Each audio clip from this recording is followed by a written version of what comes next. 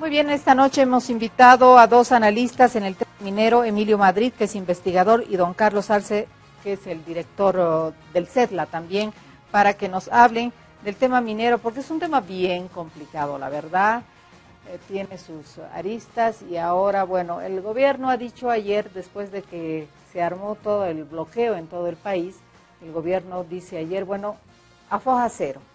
Hoy día hasta propios parlamentarios del movimiento socialismo dicen no se puede a foja cero, ya se ha tratado la ley en diputados, habrá que modificar en senadores lo que quieran modificar, pero no se puede a foja cero, y hay sectores de los propios cooperativistas que no están de acuerdo, ¿no es cierto?, en la suspensión del tratamiento, porque ellos saben que esto también es un tema político, que ahora tienen los 2/3, el movimiento socialismo ahora tiene los 2/3 en la Cámara, ¿no es cierto? No saben si el próximo gobierno seguirán teniendo los 2/3.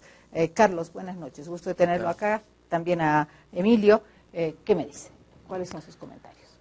Bueno, se ha complicado el tema. Sí. Esta propuesta había sido trabajada hace mucho 3 tiempo. años, ¿no? 3 años. Estuvieron, sí, todos los representantes de los actores, excepto sectores campesinos, indígenas, que son los directamente afectados por la actividad minera, ¿no? Se hizo, digamos, a puertas cerradas, podríamos decir, entre estos actores. Y lo que se planteó y lo que está en discusión hoy es cómo se amplían las ventajas para ciertos sectores privados, como es el caso de los cooperativistas, de modo que ellos actúen prácticamente como propietarios de los recursos naturales. Es decir, ellos podrían, al firmar contratos de asociación, disponer de unos derechos que a su vez es el Estado el que les concede, ¿no? Entonces, ellos hacen un contrato de asociación y permiten que otros privados entren a trabajar en las áreas como socios. Lo singular, lo paradójico de esto es que los cooperativistas hacen empresa, es decir, hacen asociación, pero siguen pagando, tributando como cooperativistas, es decir, o sea, no pagan impuestos. Como cooperativas sin fines de lucro. Claro, porque la asociación no genera una nueva personalidad jurídica. Entonces, esa asociación, lo que se hace en el momento de distribuir las utilidades, llegar a los estados financieros, se separan, ¿no es cierto?, las responsabilidades de cada socio. Si el socio es una empresa privada transnacional o nacional, esa sí paga las utilidades en lo que le corresponde de la sociedad. En cambio, la cooperativa no paga impuestos a las utilidades, ¿no? Pese a que es obviamente un contrato para explotar comercialmente esas riquezas. Ahora, lo interesante es ver por qué se detiene esto, es decir, por qué hay una revisión en el momento en que ya ha pasado prácticamente todo y que el mismo presidente dice no se debe cambiar la ley. Yo creo que se han dado cuenta que afectaría la magnitud de ingresos que recibiría, ingresos fiscales del Estado. Es decir, el gobierno, en realidad defendiendo una parte de los ingresos que van como ingresos fiscales para el gobierno. Porque en realidad el resto de la ley, que no está siendo cuestionada, permite nomás este tipo de figuras, es decir, que se mantengan las transnacionales con todos los derechos, que los cooperativistas, no, a través de los contratos que tienen con la Comibol, se les va a reconocer todo, es decir, San Cristóbal, Bolívar, etcétera, todas esas empresas van a pasar a otro tipo de contratos, pero bajo las mismas condiciones, ¿no? No hay modificación alguna, digamos, a la ley de Sánchez de Lozada. Pasarían a pagar más, parte de las utilidades se hacen asociación, pero se mantienen por 30 años, prorrogables por otros 30, etcétera. Es decir, se les garantiza una estabilidad en sus actividades. Y el sector cooperativo, además, recibe todas las áreas mineras de la Comibol que han estado bajo arrendamiento por ellos, etcétera, como un contrato directo con las cooperativas. Es decir, se traspasa toda la propiedad de la Comibol, ¿no? Se desviste a la Comibol, se le quita estas áreas para pasarlas a un sector privado. Es decir, el carácter de la ley es de una mayor privatización que el actual código aprobado durante Sánchez de Lozada. Es decir, ese es el fondo, la naturaleza. Por eso es que esta disputa es una disputa más bien parcial, una disputa, yo diría, menor en términos de qué ingresos van o no como ingresos fiscales para el gobierno. Eso es lo que están defendiendo, ¿no? Eso es lo que están defendiendo. Emilio, ¿qué me dice? Sí, todo el conflicto pareciera que se ha dado alrededor de la revisión de dos artículos que desde el argumento y justificación de el movimiento al socialismo, de personas del gobierno, se señala que tiene que ver con el carácter inconstitucional del artículo 132 y 151 que han sido revisados. No obstante, han dejado pasar el conjunto de la ley, ¿no? Como Carlos lo señalaba, que en realidad en muchos aspectos mantiene una contradicción con la Constitución Política del Estado. Es decir, solamente se han cuestionado dos artículos, pero no el conjunto de la ley misma, la esencia de la ley misma, que, por ejemplo, en lo referente al tema agua, mantiene el carácter liberal de la ley de Sánchez de Lozada, otorgando privilegios, ¿no?, al sector minero para una apropiación privilegiada del recurso agua, para poder incluso ser incorporado algunas figuras como la autorización del desvío de cursos de agua, que antes no había esa figura en la ley de Sánchez. Ayer hablábamos con los regantes que estaban acá. Exacto. Y que precisamente la Constitución Política del Estado dice que no se puede otorgar derechos de agua, ¿no? Y que solamente una ley específica de aguas debería hacer eso. Eso va contra la Constitución. El tema de la consulta previa libre e informada es un tema también que ha sido tergiversado en su contenido constitucional, o sea, no repite para nada, no se respeta para nada el mandato del numeral 15 del artículo 30 de la Constitución Política del Estado. Es decir, si vemos en el tema agua, en el tema consulta previa, también hay figuras que contradicen a la Constitución Política del Estado y sin embargo fueron aprobadas, ¿no?, sin ninguna modificación. Lo que también señalaba Carlos, el tema de la expropiación en realidad de áreas mineras a la Comibol. Todo lo que estaba o se mantiene en arrendamiento a las cooperativas mineras, esta ley está permitiendo que ahora pasen a contratos directos entre las cooperativas mineras y la autoridad jurisdiccional minera. Eso va a significar, en realidad está significando una desnacionalización de esas áreas que ha sido revertido por la Revolución de 1952 y que también la misma Constitución Política del Estado reconoce a la Comibol con todas las áreas que han sido nacionalizadas, ¿no? Entonces, sea, cuando a uno le dan una concesión le están prestando por un tiempo, pero no dice tampoco el tiempo, creo que la ley no toca ese punto. No, ahora, dice 20, 30 años, 50 años. Ahora la figura son contratos, ¿no?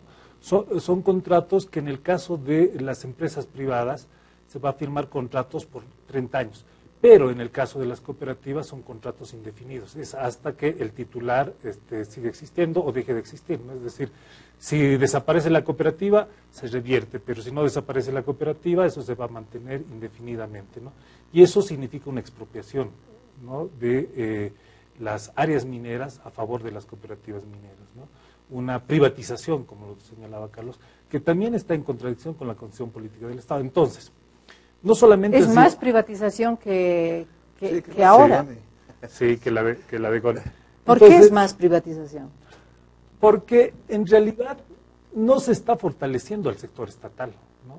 La Comibol, por ejemplo, para entender, tiene por lo menos algo más de 30 o 40 contratos de arrendamiento con cooperativas mineras, en áreas, por ejemplo, como Colquiri, como Siglo XX, que han sido nacionalizadas en 1952.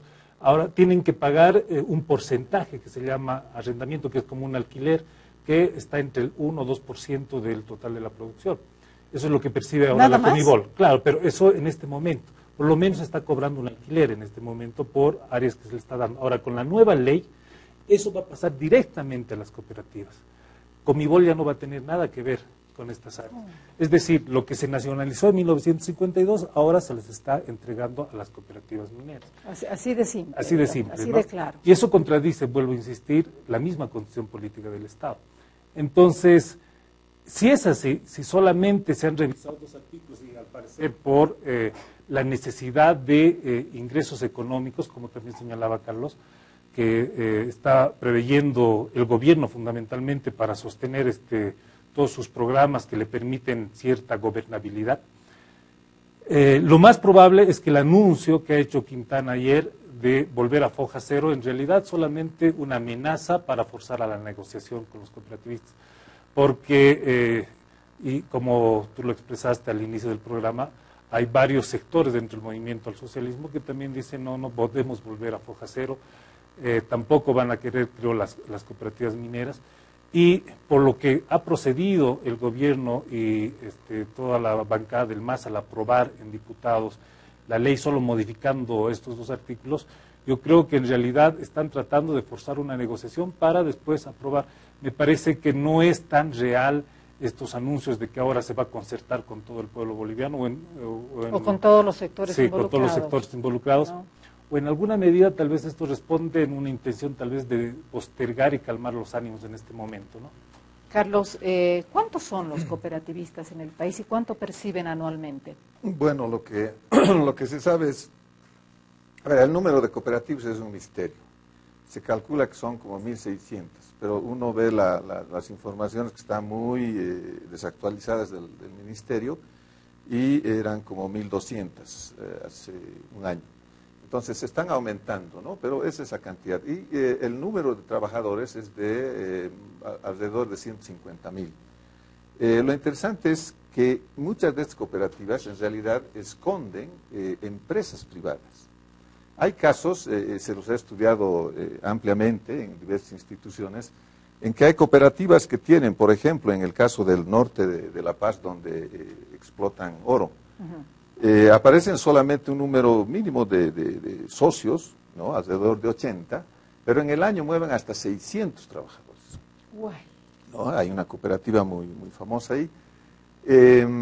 Y en diversos lugares hay formas de contratación de trabajo asalariado, pero que aparecen como socios de cooperativas. Entonces, en este conflicto actual hay que también diferenciar. Es muy heterogénea el sector de la cooperativa. Entonces, hay sectores, fracciones, digamos, de clase de los cooperativistas que son los socios mayores en yacimientos ricos o en tipos de minerales que tienen altas ganancias, como es el caso del oro.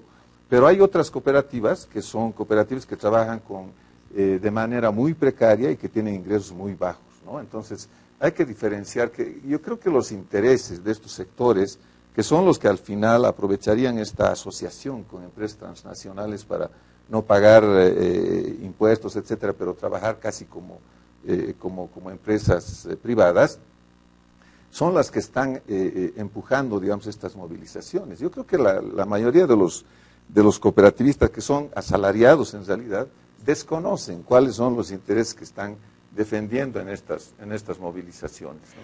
Carlos, tú conoces también muy bien el tema del gas en el país.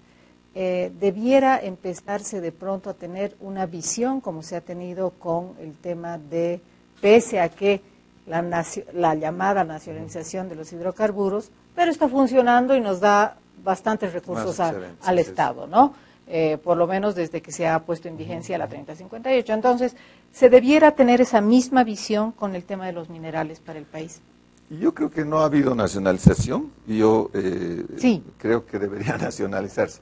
Pero tomando en cuenta las dos experiencias, efectivamente esta, la de la minería, es muchísimo más onerosa para el Estado. ¿Por qué? En los hidrocarburos, alrededor del 73-75% del valor bruto de la producción se cobra en IDH, en impuestos, etcétera, ¿no? Es decir, es lo que el Estado absorbe como excedente. En cambio, en la minería, tomando en cuenta las regalías y los impuestos, no alcanza al 8% del valor de la producción. Es decir, es esa distancia, ¿no es cierto? Segundo, en el caso de hidrocarburos, se cambió una figura sobre la propiedad del pueblo boliviano de estos recursos naturales. Y se modificó este anexo famoso, este anexo D de los contratos petroleros, que decían que las empresas transnacionales eran propietarias una vez que el hidrocarburo salía de boca de pozo. A la superficie, ¿no es cierto? Y se modificó eso, y se tiene ahora que los hidrocarburos son propiedad estatal, propiedad del pueblo boliviano, inclusive cuando están fuera. Por eso es que se comercializa, y hay un monopolio de comercialización de YPFB, por ejemplo, ¿no? En caso de minería, se ha ratificado esa figura del famoso anexo de los contratos ¿Cómo? neoliberales. Porque dice que los derechos mineros dan a los contratistas, a los titulares, el derecho de disponer libremente una vez que esos minerales son producidos. Es decir, mientras están bajo tierra, en los yacimientos, propiedad del pueblo boliviano, y una vez que son producidos pueden utilizarse de la manera más libre, ¿no es cierto?, generar utilidades, emitir estas utilidades al exterior, e inclusive se dice, una cosa que había sido un pecado, una herejía decir antes, que pueden presentar esta información sobre las áreas que tienen, sobre el valor de los yacimientos, etcétera, en bolsas de valores, para negociar financiamiento. Entonces, podemos decir que efectivamente, en el caso de hidrocarburos se avanzó algo más, tenemos excedentes que están financiando el Estado, la inversión pública, etcétera. Pero en la minería, yo creo que es un retroceso, ¿no? Inclusive de este mismo código que está todavía en vigencia. Emilio, ¿cuántos cooperativistas? ¿Tú tienes el dato? ¿Cuánto ganan anualmente los cooperativistas? ¿Cuánto se percibe? No, yo creo que es como lo ha mencionado Carlos. En realidad son datos que, por ejemplo, las cooperativas dicen que hay como 120.000 cooperativistas en el país. ¿Y cuánto percibe la minería en general para el país? En los últimos datos que se tienen del 2012 estaban alrededor de algo más de 3.000 millones de dólares el valor de las exportaciones, es decir, lo que se vendió en conjunto. Ahí las cooperativas creo que aportaron con cerca de algo más de 1.300 millones de dólares. ¿Y cuánto percibe el Estado boliviano? Es lo que exportó, ¿no? Y de esos montos de exportación, el Estado boliviano más o menos se conoce que en total percibió como 131 millones de dólares, de más de 3.000 millones de dólares de valor de la exportación. Pero es nada. Y en el caso de las cooperativas, de algo más de 1.300 millones de dólares que exportaron, ¿no? Aportaron al Estado en términos de regalías como algo de 40 millones de dólares, ¿no? Esa es, digamos, la diferencia que es abismal en lo que se genera como valor y se exporta como valor minero y lo que el Estado percibe en términos de regalías, y que precisamente esta ley minera está ahora estableciendo también una diferenciación en las alicuotas, ¿no?, de lo que es el pago de las regalías, ¿no? Por ejemplo, en el tema del oro, que es un tema que debería preocupar a las regiones productoras como La Paz, por ejemplo, que no se está controlando adecuadamente la exportación del oro, ni el pago de los impuestos, ni las regalías, está percibiéndose muy poco en el departamento de La Paz. Se están estableciendo bandas, ¿no?, de las alicuotas con precios altos en 7%, pero también según la calidad del yacimiento que se está explotando, se está estableciendo que se ha de pagar en casos de precios altos 2% del valor de la exportación, es decir, es muy poco lo que se está es muy poco, planteando. No, y es muy poco lo que está percibiendo el Estado boliviano, el Estado y los bolivianos, por favor, ¿no? O sea, otra vez estamos en la misma, en el mismo tema que con los hidrocarburos, ¿no? No, pero además esta es una figura que en realidad no se está revisando de la ley de Sánchez de Lozada, ¿no? Este mecanismo de alicuotas y estos porcentajes fluctuantes en relación a la cotización internacional se mantienen en la misma esencia que ha sido establecido en el Código Minero de Sánchez de Lozada.